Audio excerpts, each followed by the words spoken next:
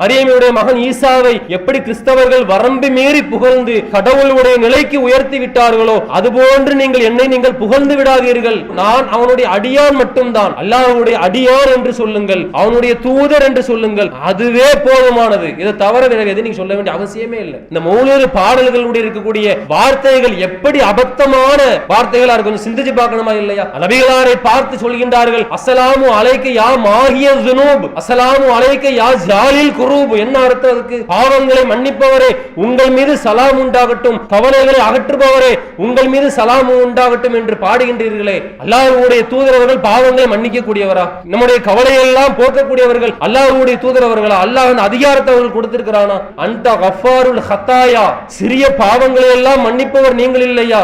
வஸுனூபில் மூபிகாத், அழிவு ஏற்படுத்தும் பெரும்பாவங்களையும் மன்னிக்கக்கூடிய நீங்க இல்லையா?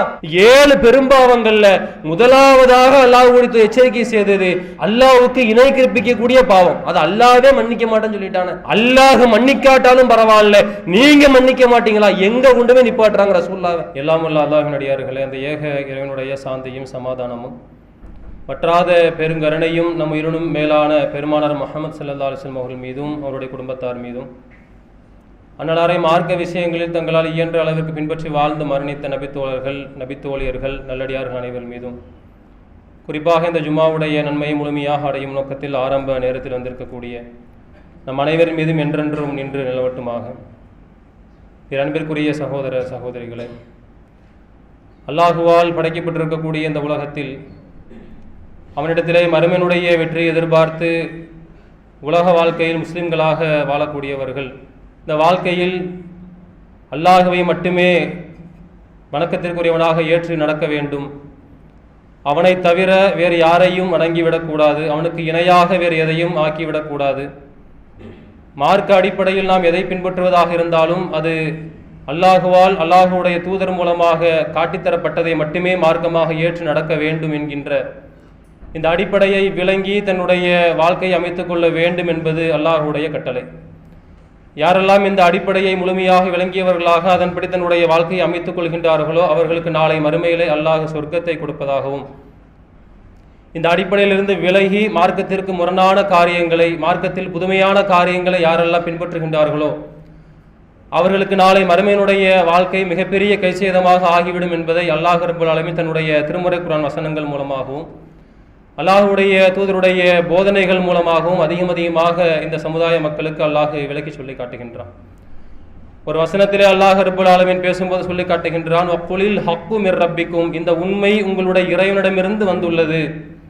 ஃபமன் ஷாஅ ஃபல்யுமின் வமன் ஷாஅ ஃபல்யக்ஃபுர், விரும்பியவர் இதை ஏற்றுக்கொள்ளுங்கள், விரும்பியவர் நிராகரித்துக் கொள்ளுங்கள். இன்னா ஆததுனா லில் ஸாலிமீன நாரா, ஆனால் அநியாயக்காரர்களுக்காகவே நாம் நரகத்தை தயார்படுத்தி உள்ளோம் என்று இந்த வசனத்திலே அல்லாஹ் சொல்லி காட்டுகின்றான். அல்லாஹ்விடமிருந்து எது நமக்கு மார்க்கமாக இறக்கி வைக்கப்பட்டிருக்கிறதோ அது உண்மை, அந்த உண்மை அல்லாஹ்விடமிருந்து வந்துள்ளது. விரும்பியவர் அல்லாஹ்விடமிருந்து வந்த அந்த செய்திகளை நீங்கள் விரும்பியவர் நீங்கள் பின்பற்றுங்கள், விரும்பியவர் நீங்கள் நிராகரித்துக் கொள்ளுங்கள். ஆனால் யாரெல்லாம் அநியாயக்காரர்களாக இருக்கின்றார்களோ அவர்களுக்காகவே நாளை மறுமையிலே நரகத்தை நாம் தயார்படுத்தி உள்ளோம் என்று அல்லாஹ் ரப்பல் ஆலமீன் எச்சரிக்கை செய்கின்றான். அல்லாஹ்வை மட்டுமே வணங்க வேண்டும், அல்லாஹ்வுடைய தூதரவர்கள் எதை காட்டி தந்தார்களோ அதுவே மார்க்கமாக நாம் பின்பற்ற வேண்டும், அதுவே நேர்வழி. அதை தாண்டி வேறு ஒரு நேர்வழியை உங்களுக்கு எதுவும் கிடையாது. இந்த அடிப்படையை விளங்கி நீங்கள் உங்களுடைய வாழ்க்கையில் நீங்கள் பின்பற்ற வேண்டும் என்பதை அல்லாஹ் ரப்பல் ஆலமீன் கடுமையான எச்சரிக்கையாக அல்லாஹ் சொல்லி காட்டுகின்றான். இந்த வசனத்தில் மட்டுமல்லாமல் பல்வேறு வசனங்கள்ல அல்லாஹ் ரப்பல் ஆலமீன் இந்த அடிப்படையை விளக்கி சொல்லுகின்றான். ஒருவனை நாளை மறுமையிலே நரகத்திற்கு இழுத்து செல்லக்கூடிய காரியங்கள், காரணங்கள் ஏராளமானதாக இருந்தாலும் கூட, பல விஷயங்கள் இருந்தாலும் கூட, அதிலே மிக முக்கியமான அடிப்படை என்னவென்றால் இந்த அடிப்படையை நீங்கள் பின்பற்றி வாழ வேண்டும். அல்லாஹ்வுக்கு சொந்தமான இந்த மார்க்கத்தில் அவனுடைய வார்த்தைகள் மட்டுமே உங்களுடைய வாழ்க்கையில் நீங்கள் பின்பற்றக்கூடியதாக இருக்க வேண்டும் என்பதை பல்வேறு வசனங்கள் அல்லாஹ் சொல்லி காட்டுகின்றான். மற்றொரு வசனத்திலே அல்லாஹ் சொல்லி காட்டும் போது, இத்தபிஉ மா உன்ஸில இலைக்கும் மிர் ரப்பிக்கும் வலா தத்தபிஉ மின் தூனிஹி அவுலியா கலீலம் மா ததக்கரூன், உங்கள் இறைவனிடமிருந்து உங்களுக்கு எது வகைச்செய்தியாக அறிவிக்கப்பட்டதோ அதையே நீங்கள் மார்க்கமாக பின்பற்றுங்கள், அவனை அன்றி வேறு பொறுப்பாளர்களை நீங்கள் ஏற்படுத்திக் கொள்ளாதீர்கள். கலீலம் மா ததக்கரூன், நீங்கள் குறைவாகவே படிப்பினை பெறுகிறீர்கள். அல்லாஹ் சொன்னது மட்டும்தான் மார்க்கம். அல்லாஹுடைய தூதர் அவர்கள் மூலமாக அல்லாஹ் எதையெல்லாம் நமக்கு வாழ்க்கை வழிகாட்டியாக வழங்கி இருக்கின்றானோ அது மட்டும்தான் மார்க்கமாக ஆக முடியும். மற்ற எந்த சஹாபாக்களா இருந்தாலும் சரி, பெரியோர்களா இருந்தாலும் சரி, மார்க்க அறிஞர்களா இருந்தாலும் சரி, இமாம்களாக இருந்தாலும் சரி, அவர்களை நம்முடைய வாழ்க்கையில் நாம் மதிக்கலாம்.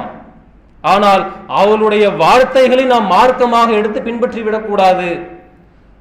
அவர்களுடைய வார்த்தைகள் மார்க்கமாக ஆகிவிடாது என்று அல்லாஹ் கடுமையாக எச்சரிக்கை செய்திருக்கக்கூடிய இந்த மார்க்கத்தில் ஒவ்வொரு ஊரிலும் முஸ்லிம்கள் என்று சொல்லக்கூடியவர்களுடைய பெரும்பாலானுடைய நிலையை இன்றைக்கு எடுத்து பார்த்தால் மார்க்கம் என்று எதையெல்லாம் இன்றைக்கு பின்பற்றுகின்றார்கள்? குர்ஆனே ஆதாரம் இருக்கின்றதா, அல்லாஹ்வுடைய தூதருடைய வழிகாட்டல் இருக்கின்றதா என்கின்ற எந்த விதமான ஒரு சிந்தனையும் இல்லாமல் எதுவெல்லாம் அவர்களுக்கு முன்னோர்கள் மூலமாக மார்க்கம் என்று சொல்லப்படுகின்றதோ அதையெல்லாம் எந்த விதமான ஆதாரமும் இல்லாமல் இன்றைக்கு அதை அப்படியே மார்க்கத்தின் பெயரால் பின்பற்றக்கூடிய மக்கள் எல்லா ஊர்களிலும் பெரும்பாலான மக்கள் இருக்கிறத பார்க்கிறோம். நபி வழிப்படித்தான் நடக்க வேண்டும், நபி வழிப்படியே உங்களுடைய எல்லா அமல்கள் இருக்க வேண்டும், நபி வழிதான் உங்களுடைய மறுமையினுடைய வாழ்க்கைக்கு வெற்றி என்று திரும்ப திரும்ப இந்த நபி வழி என்று நாம் சொல்வதற்கான காரணம் என்ன? நபிகளாருடைய சொந்த வாழ்க்கையை நாம் பின்பற்ற சொல்கின்றோமா? நபி வழி என்றால் என்ன என்றதை நாம் தெளிவாக இன்றைக்கு குர்ஆனினுடைய அடிப்படையை சிந்தித்து பார்த்தால் அல்லாஹ்வுடைய தூதர் அவர்கள் அல்லாஹ்வின் புறத்தில் இருந்து எதையெல்லாம் இன்று இந்த சமூகத்திற்கு கொண்டு வந்து சேர்த்தார்களோ அதுவே நபி வழி. நபியுடைய வழிமுறை தான் இறைவனுடைய வழி, இறைவனுடைய வழிதான் நபி வழியாக இருக்கின்றது. இறைவனுடைய வழிக்கு மாற்றமான நபி வழி என்பது எதையுமே நாம் சிந்தித்து பார்க்க முடியாது. அதை இன்னும் ஊர்ஜிதப்படுத்தும் விதமாக அல்லாஹ் மற்றொரு வசனத்திலே அல்லாஹ் சொல்லி காட்டுகின்றான், ஒமா யன்திகு அனில் ஹவா இன் ஹுவ இல்லா வஹ்யு யூஹா. இதோ இந்த முஹம்மது தன்னுடைய சுய விருப்பத்தின் அடிப்படையில் தன்னுடைய மனோ இச்சையின்படியில் இவர் ஒருபோதும் பேசுவதில்லை. இவர் எதை சொல்கின்றாரோ அது என் புறத்திலிருந்து இறக்கி அருளப்பட்ட வஹியை தவிர வேறு எதுவும் கிடையாது. கொஞ்சம் சிந்திச்சு பாருங்க, இந்த கேரண்டி அல்லாஹ் வேறு யாருக்காவது கொடுக்கிறானா? இந்த அத்தாரிட்டியை அல்லாஹ் வேறு யாருக்காவது சஹாபாக்களுக்கோ இமாம்களுக்கோ பெரியார்களுக்கோ யாருக்காவது அல்லாஹ் கொடுக்கிறானா? இவர் பேசினால் வஹியை மட்டுமே பேசுவார். ஒருபோதும் இந்த முஹம்மது வஹியை தவிர தன்னுடைய மனோ இச்சையின்படி தன்னுடைய மனதில் எதுவெல்லாம் தோன்றுகின்றதோ அதை மார்க்கமாக பேசக்கூடியவர் இவர் கிடையாது. இவருடைய உள்ளத்தில் தோன்றுவதை எல்லாம் பேசக்கூடிய தன்மை பண்பு இவருடையது கிடையாது என்கின்ற அந்த உத்தரவாதத்தை அல்லாஹ் ரப்பல் ஆலமீன் இந்த உம்மத்தில் நபிகளாருக்கு மட்டும்தான் அல்லாஹ் கொடுக்கிறான். ஒரு வசனமா ரெண்டு வசனமா ஏராளமான வசனங்களை நாம் எடுத்து பார்த்தால் அல்லாஹ் ரப்பல் ஆலமீன் தன்னுடைய அந்த உத்தரவாதத்தை நபிகளாருக்கு மட்டும்தான் கொடுக்கிறான். அதனால நீங்க இவருடைய வழியை மட்டும் நீங்கள் பின்பற்றுங்கள், அப்போதுதான் நீங்கள் மறுமையில் வெற்றி அடைய முடியும். நபி வழியை தாண்டி உங்களுக்கு வேறு ஒரு மாற்றமான ஒரு வழியை அல்லாஹ்வுடைய தூதர் அவர்கள் காட்டித்தராத புதிதாக ஒரு விஷயத்தை நீங்கள் ஏற்றுக்கொண்டு நடந்தால் அது ஒருபோதும் மார்க்கமாக ஆகாது. அப்படிப்பட்ட விஷயத்தை அல்லாஹ் எப்படி பார்க்கறான் தெரியுமா? அவனுக்கு சொந்தமான அந்த மார்க்கத்துல அவன் மட்டுமே சட்டம் இயற்றுவதற்கு அதிகாரம் பெற்ற அந்த மார்க்கத்துல அல்லாஹ் மார்க்கம் சொல்லக்கூடிய அதிகாரத்தை அல்லாஹ்வுடைய தூதருக்கு மட்டும்தான் கொடுத்திருக்கிறான். அதுல புதுமையான ஒரு வழியை அல்லாஹ் சொல்லாத புதிதாக ஒரு விஷயத்தை உருவாக்கினால் அது அல்லாஹ்விடத்திலே எப்படிப்பட்ட ஒரு பார்வையாக இருக்கும் என்பதை அல்லாஹ் தன்னுடைய தூதரை வைத்து அல்லாஹ் கண்டிக்கின்றான். ஒரு வசனத்தை அல்லாஹ் பேசி காட்டுகின்றான், வலவு தகவல அலைனா பஅலல் அகாவில். ஒருவேளை இந்த முஹம்மது தன்னுடைய உள்ளத்தில் தோன்றுவதை சில கூற்றுகளை நம் மீது இட்டுக்கட்டி இவர் கூறியிருந்தால் அவர் பண்ண மாட்டார். இப்படி பேசக்கூடியவர் கிடையாது என்கின்ற அங்கீகாரத்தை அல்லாஹ்வே கொடுத்து விட்டான். ஒருபோதும் அவர் பேச மாட்டார். ஆனால் ஒருவேளை இவர் தன்னுடைய சொந்த கருத்துக்களை தன்னுடைய கூற்றுக்களை என் மீது இவர் நான் சொல்லாத விஷயத்தை சொன்னது போன்று இட்டுக்கட்டி கூறியிருந்தால் அல்லாஹ் சொல்லி காட்டுகின்றான், லா அஹதுனா மின்ஹு பில் யமீன். இவரை நான் என்னுடைய வலக்கரத்தால் தண்டித்திருப்பேன். சும்மல கத்தானா மின்ஹுல் வத்தீன். நாடி நரம்புகளை நான் துண்டித்திருப்பேன். ஏன் அவ்வளவு கோபமா அல்லாஹ் சொல்லி காமிக்கிறான், எவ்வளவு எச்சரிக்கையா சொல்றான் பாருங்க. எனக்கு சொந்தமான இந்த மார்க்கத்துல இவர் இட்டுக்கட்டி சொல்வதற்கு இவர் யாரு? இவருக்கு அதிகாரம் இருக்குதா?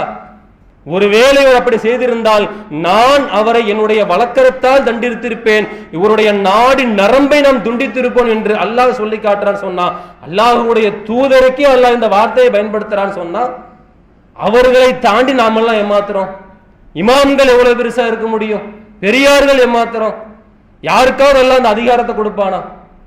அப்படி கடுமையான முறையில் எச்சரித்திருக்கக்கூடிய இந்த விஷயத்திலே நாம் இன்றைக்கு பார்த்தோம் அப்படி சொன்னா, பல்வேறு ஊர்களில் பல்வேறு விதமாக மார்க்கங்களை அப்படியே மாற்றி மார்க்கத்தில் இல்லாத புதுமையான விஷயங்களை எல்லாம் எடுத்து வைத்துக் கொண்டு மார்க்கம் என்ற பெயரால் இதெல்லாம் எங்களுடைய இஸ்லாத்தினுடைய வழிமுறை, இதெல்லாம் இஸ்லாமிய மார்க்கத்தில் உள்ள விஷயங்கள், இதையெல்லாம் இன்றைக்கு நாம் செய்தால் நாளை மறுமையிலே அல்லாஹ் நன்மையை கொடுப்பான் என்று அல்லாஹ்வின் பேரால் இட்டுக்கட்டி இன்றைக்கு எத்தனையோ விஷயங்கள் பரப்பப்படுகின்றது. திருக்குர்ஆன்ல ஆதாரம் இருக்குதா, அல்லாஹ்வுடைய தூதருடைய வழிகாட்டுதல் இருக்குதா என்கின்ற எந்த சிந்தனையும் இல்லாமல் அதை எடுத்து நாம் சரியான முறையில் நாம் பின்பற்ற வேண்டும், எடுத்து ஆராய வேண்டும் என்கின்ற எந்த விதமான எச்சரிக்கை உணர்வும் இல்லாமல் இத்தனை வசனங்களில் அல்லாஹ் கண்டித்திருந்தாலும் கூட அதிலெல்லாம் இன்றைக்கு பாராமுகமாக இன்றைக்கு நம் சமூகத்தை சேர்ந்த மக்கள் எத்தனையோ பிதஅத்தான காரியங்களை, புதுமையான காரியங்களை உருவாக்கி வைத்திருப்பதற்கான காரணம் என்ன?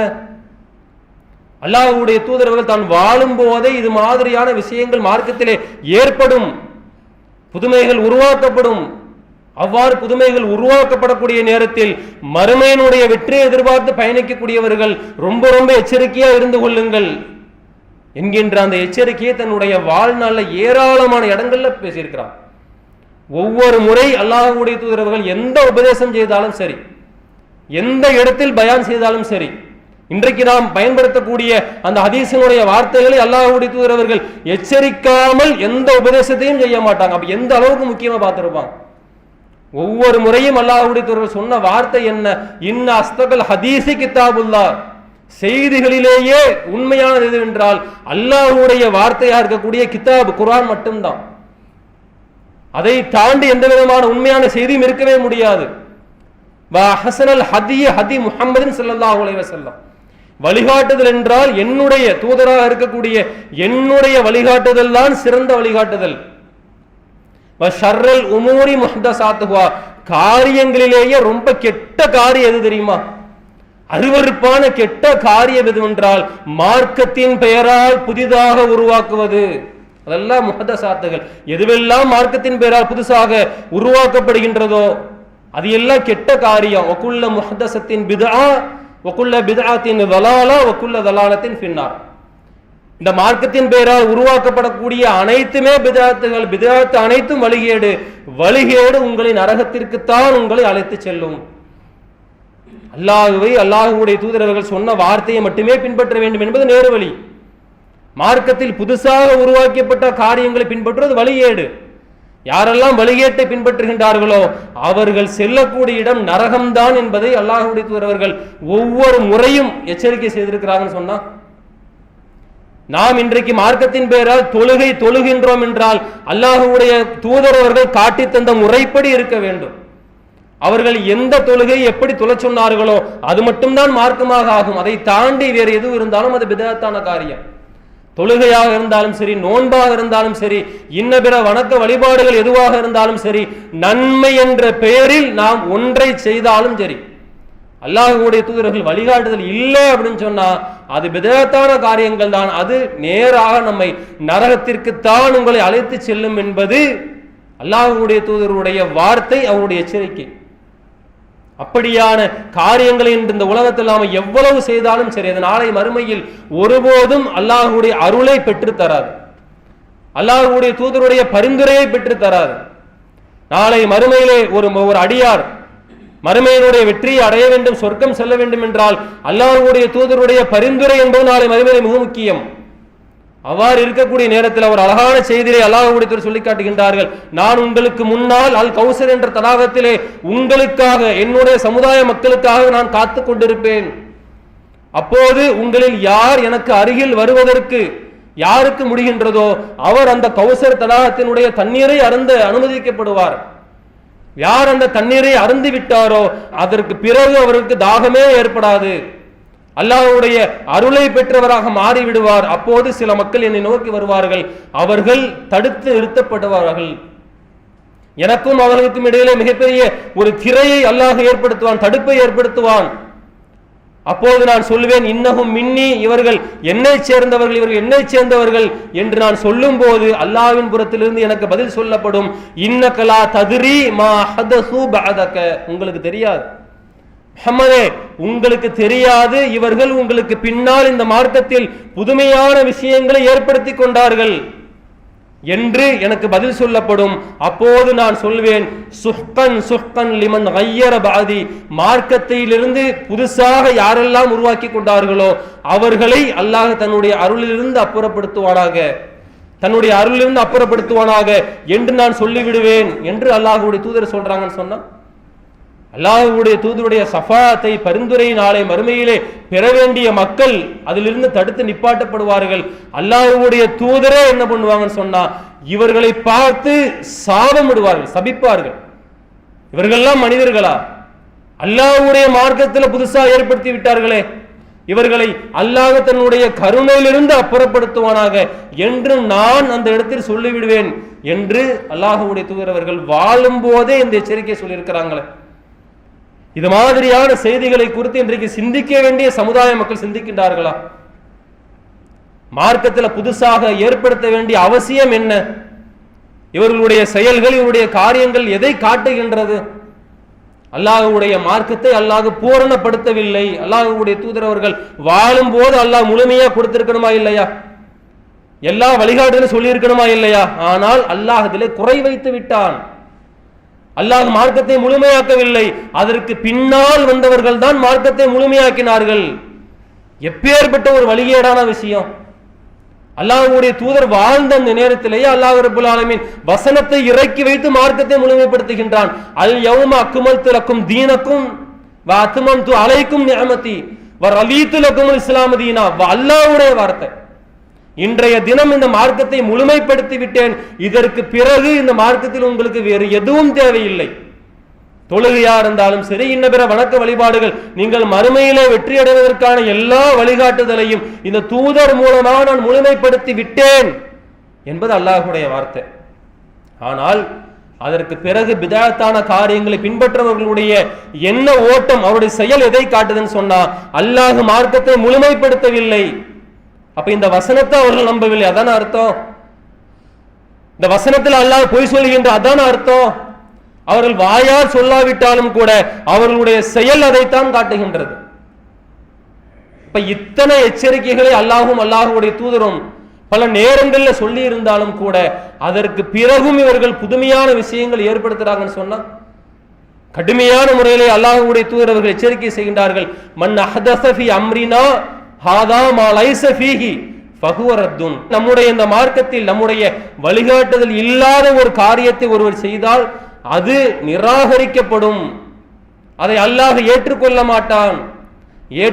மாட்டான் என்பதை தாண்டி நாளை மறுமையிலே அல்லாஹ்வின் புறத்திலிருந்து அல்லாஹ்வுடைய தூதரால் சபிக்கக்கூடிய ஒரு நிலைக்கு அவர்கள் தள்ளப்படுவார்கள்.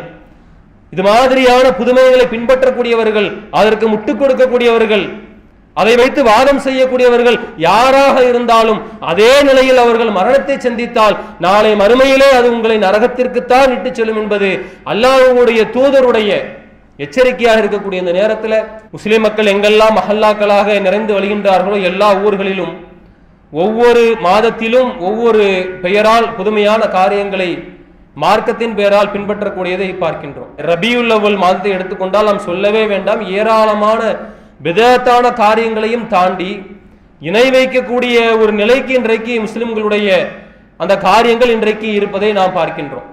ரபியுல் அவ்வல் மாதத்தை இன்றைக்கு முஸ்லிம் சமூகம் எப்படியெல்லாம் எடுத்து கொண்டாடுகின்றார்கள். கண்ணியம் பொருந்திய ஒரு மாதமாக இருக்கின்றது.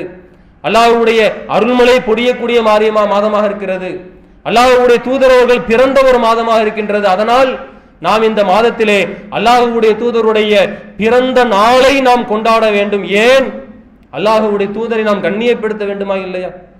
அல்லாஹ்வுடைய தூதரை நாம் புகழ வேண்டுமா இல்லையா? அல்லாஹ் குர்ஆன்ல சொல்லி இருக்கின்றானே, நாம் புகழ்வதற்காக வேண்டி, கண்ணியப்படுத்துவதற்காக வேண்டி நாம் இன்றைக்கு இந்த மீலாது விழாக்களை எடுத்து கொண்டாட வேண்டும் என்று ஊர்கள் தோறும் இன்றைக்கு மீலாது பேரணி நடத்தப்படுவதை பார்க்கிறோம்.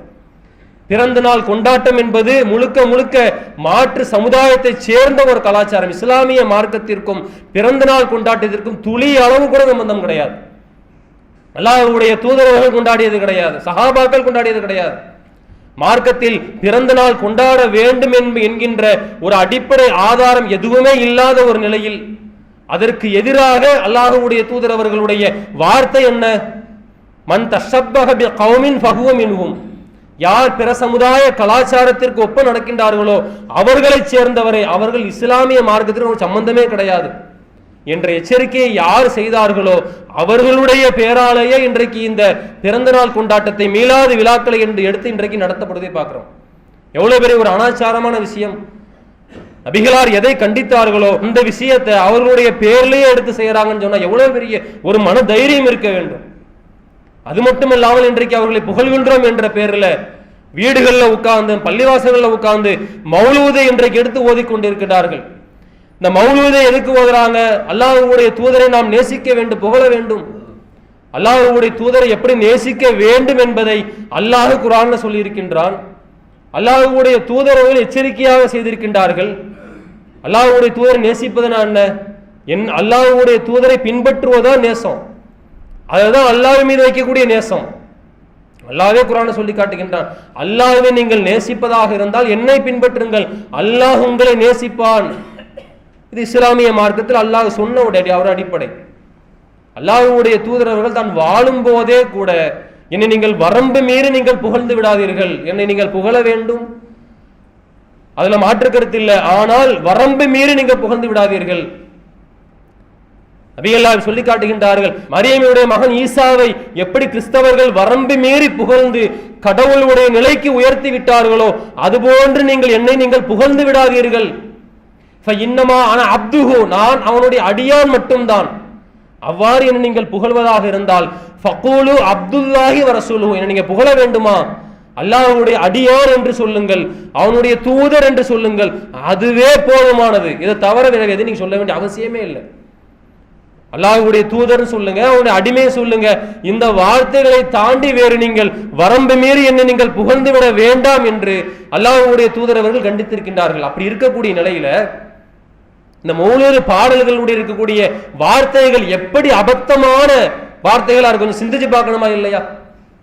நபிகளாரை பார்த்து சொல்கின்றார்கள், அஸ்ஸலாமு அலைக்க யா மாஹிய ஸுனூப், அஸ்ஸலாமு அலைக்க யா ஜாலில் குரூப். என்ன அர்த்தம் அதுக்கு? பாவங்களை மன்னிப்பவரே உங்கள் மீது சலாம் உண்டாகட்டும், கவலைகளை அகற்றுபவரே உங்கள் மீது சலாம் உண்டாகட்டும் என்று பாடுகின்றீர்களே, அல்லாஹ்வுடைய தூதரவர்கள் பாவங்களை மன்னிக்க கூடியவரா? நம்முடைய கவலையெல்லாம் போக்கக்கூடியவர்கள் அல்லாஹ்வுடைய தூதரவர்களா? அல்லாஹ் அதிகாரத்தை அவர்கள் கொடுத்திருக்கிறானா? எவ்வளவு பெரிய ஒரு பாரதூரமான வார்த்தை! இதையும் தாண்டி பாடுகின்றார்கள், அன்த கஃபாருல் ஹத்தாயா, இழிவு ஏற்படுத்தக்கூடிய சிறிய பாவங்களை எல்லாம் மன்னிப்பவர் நீங்கள் இல்லையா? வஸுனூபில் மூபிகாத், அழிவு ஏற்படுத்தும் பெரும்பாவங்களையும் மன்னிக்கக்கூடிய நீங்க இல்லையா? எவ்வளவு பெரிய ஒரு வார்த்தைங்க! அல் மூபிகாத், அல்லாஹ்வுடைய தூதர் வாழும் போதே இந்த மூபிகாத்னா என்ன என்பதை விளக்கி இருக்கின்றார்கள். அழிவு ஏற்படுத்தக்கூடிய பெரும்பாவங்களை விட்டு நீங்கள் விலகிக் கொள்ளுங்கள், நபிகளாருடைய எச்சரிக்கை. அந்த 7 பெரும்பாவங்கள், அல்லாஹ்வுக்கு இணை கற்பிப்பது முதல் பெரும்பாவம், சூனியம் என்பது பாவமா இருக்குது, கொலை செய்வது பாவமா இருக்குது, போரிலே புறமுதுகிட்டு ஓடுவது அதுல ஒரு பாவம், கற்பொழுக்கமுள்ள பெண்கள் மீது சுமத்துவது, அவதூறு சுமத்துவது அது ஒரு பாவம். 7 பெரும்பாவங்கள்ல முதலாவதாக அல்லாஹ்வுடைய எச்சரிக்கை செய்தது அல்லாஹ்வுக்கு இணை கற்பிக்கக்கூடிய பாவம். அது அல்லாஹ்வே மன்னிக்க மாட்டேன்னு சொல்லிட்டானே. எனக்கு யார் இணை கற்பித்தாரோ அவருக்கு மன்னிப்பே கிடையாது என்ற வார்த்தையை அல்லாஹ் சொல்லி இருக்கும் போது கூட இவர்கள் அல்லாஹ்வுடைய தூதரை பார்த்து பாடுகின்றார்கள், அல்லாஹ் மன்னிக்காட்டாலும் பரவாயில்ல, நீங்க மன்னிக்க மாட்டீங்களா? எங்க கொண்டுமே நிப்பாட்டுறாங்க ரசூலுல்லாஹ். இதுதான் புகழக்கூடிய லட்சணமா? இதான் அல்லாஹ்வுடைய தூதருடைய புகழை பாடுவதுதான் இந்த அம்சம் தானா? கொஞ்சம் சிந்திச்சு பார்க்க வேண்டாமா? எவ்வளவு பெரிய ஒரு இடத்தை அல்லாஹ்வுடைய தூதரை நாம கொண்டு போய் நிப்பாட்டுறோம் என்கின்ற எந்த விதமான ஒரு இதுவும் இல்லாமல் பாவங்களை எல்லாம் மன்னிக்க கூடியவர் என்று அல்லாஹ்வுடைய தூதரை பார்த்து பாடுகின்றவர்கள். அல்லாஹ் திருமறை குர்ஆன்ல சொல்லி காட்டுகின்றான், எல்லா பாவங்களையும் மன்னிக்க கூடியவன் நான் மட்டும்தான். யா இபாதி அல்லதீன அஸ்ரஃபு அலா அன்ஃபுஸிஹிம் லா தக்னது மிர் ரஹ்மத்தில்லாஹ், தங்களுக்கு தாங்களே அநியாயம் செய்து கொண்ட வரம்பு மீறிய என்னுடைய அடியார்களை அல்லாஹ் நம்மை அழைக்கும் போது எப்படி அழைக்கிறான் பாருங்க. வரம்பு மீறி அடியார்களா இருக்கிறீங்க, உங்களுக்கு நீங்களே அநியாயம் செய்யக்கூடியவர்களா இருக்கிறீங்க. அப்படி இருந்தாலும் கூட லா தக்னத்தும் மிர் ரஹ்மத்தில்லா, அல்லாஹ்வுடைய அருள்ல நீங்க ஒருபோதும் நம்பிக்கை இருந்து விடாதீர்கள். இன்னல்லாஹ யக்ஃபிரு ஸுனூப ஜமீஆ, அல்லாஹ் தான் பாவங்கள் அனைத்தையும் மன்னிக்க கூடியவனாக இருக்கின்றான். நபிகளாரும் அதைத்தான் சொன்னாங்க. இன்றைக்கு அவர்களுடைய மறைவுக்கு பிறகு இன்றைக்கு உட்கார்ந்து மௌலூத் எடுத்து இன்றைக்கு எத்தனையோ மக்கள் ஓதுகின்றார்களே. அப்படிப்பட்ட ஒரு தெளிவை அல்லாஹ் நமக்கு வழங்கி இருக்கின்றான். நம்முடைய காரியம் என்ன? இதுவெல்லாம் இன்றைக்கு ஜும்மாக்கள் எடுத்து பேசப்படுவதற்கான காரணம் என்னன்னு சொன்னா, நம்முடைய சொந்த பந்தங்கள்ல, நம்முடைய மஹல்லாக்கள்ல, அண்டை வீட்டார்கள்ல ஏராளமான மக்கள் இதை இன்றைக்கு இஸ்லாமிய மார்க்கத்தினுடைய அங்கமாக எடுத்து மீலாது கொண்டாடக்கூடியவர்களாக, மௌலீது ஓதக்கூடியவர்களாக இருக்கின்றார்கள். நாம என்ன செய்யணும்? அப்படிப்பட்ட மக்கள் மத்தியில கொண்டு போய் மார்க்கத்தை கொண்டு போய் சேர்க்க வேண்டும். நாம் அதிலிருந்து விலகிக்கொண்டோம், அத்தோடு நம்முடைய வேலை முடிந்து விட்டது என்று நாம் இருந்து விடக்கூடாது. அல்லாஹ்வுடைய கடுமையான எச்சரிக்கை, மார்க்கத்தை நீங்கள் பிற மக்கள் மத்தியில கொண்டு போய் சேர்க்க வேண்டும். அந்த அடிப்படையிலே இந்த விஷயத்தை யாரெல்லாம் உணர்ந்திருக்கின்றோமோ, நம்மால் இயன்ற அளவிற்கு இந்த பிரச்சாரத்தில் நம்ம இணைத்துக் கொண்டு அல்லாஹ்விடத்திலே அவனுடைய அருளை வேண்டக்கூடியவர்களாக இருக்க வேண்டும் என்பதை ஒரு கோரிக்கையாக வைத்துக் கொண்டு முடித்துக் கொள்கின்றோம். வாஹிரு தாவானா அல்ஹம்துலில்லாஹி ரப்பில் ஆலமீன். அஸ்ஸலாமு அலைக்கும் வரஹ்மத்துல்லாஹி வபரகாத்துஹு. அல்லாஹு அக்பர், அல்லாஹு அக்பர்.